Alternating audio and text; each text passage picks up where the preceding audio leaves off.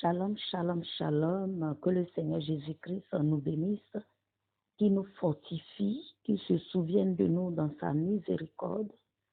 Je voudrais dire à quelqu'un que la marche n'est pas facile. Oui, la marche vers le bonheur n'est pas facile. Nous avons besoin de nous accrocher au Seigneur Jésus-Christ pour résister aux tentateurs, aux blasphémateurs, aux méchants. Nous voyons que dans les églises qui enseignent la sainte doctrine, les églises dépouillées, car c'est ce qu'il faut. Sans le dépouillement, sans la sanctification, personne n'ira au ciel. Et il y a beaucoup de choses qui s'y passent.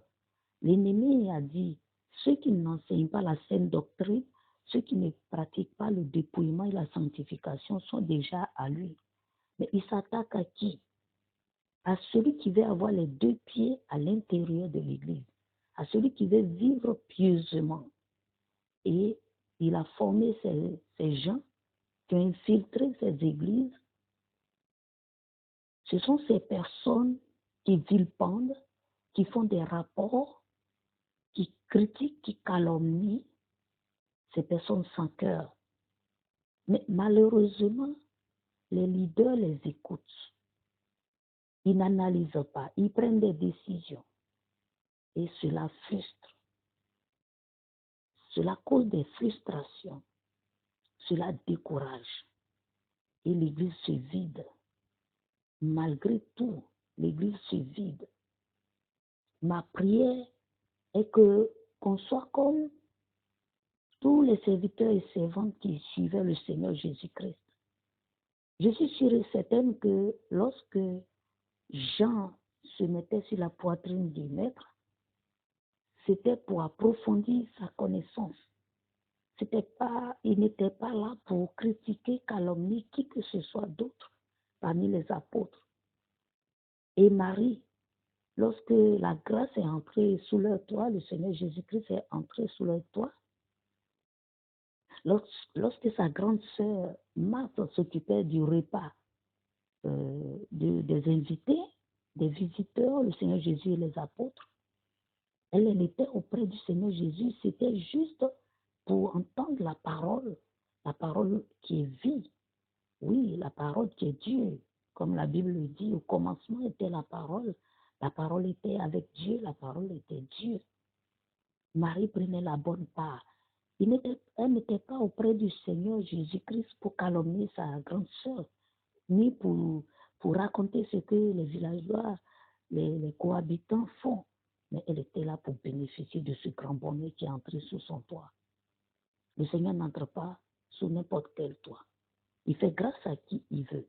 S'il est rentré dans chacun de nos toits, nous devons nous entendre, nous aimer. Nous sortons pour évangéliser, pour gagner des âmes. Mais si les âmes déjà gagnées, nous sommes en train de les vilipender, les détruire, vraiment, où allons-nous? Ça sera comme un seau en bas d'un robinet et le seau est percé, mais on continue d'y verser l'eau, on ouvre le robinet, ça ne se remplit jamais, ça passe, on ne tient pas compte que le bas est percé. Si les âmes qu'on a eues, on ne peut pas les entretenir, on ne peut pas les couvrir d'amour. L'ennemi nous a tellement criblés, on pense tomber dans de bonnes mains, dans des bras, mais c'est la bonne main qui t'accueille, qui t'afflige. Là, c'est vraiment dur, mais grâce au Seigneur, on triomphe. Oui, parce que celui qui est avec nous, il est plus fort que celui qui est contre nous. Le Seigneur ne va jamais nous abandonner. Il a dit, nul ne peut venir à lui si ce n'est le Père.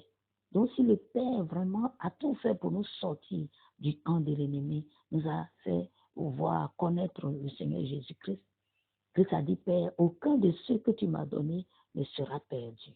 Et le Seigneur tient promesse. Il est le Dieu de vérité.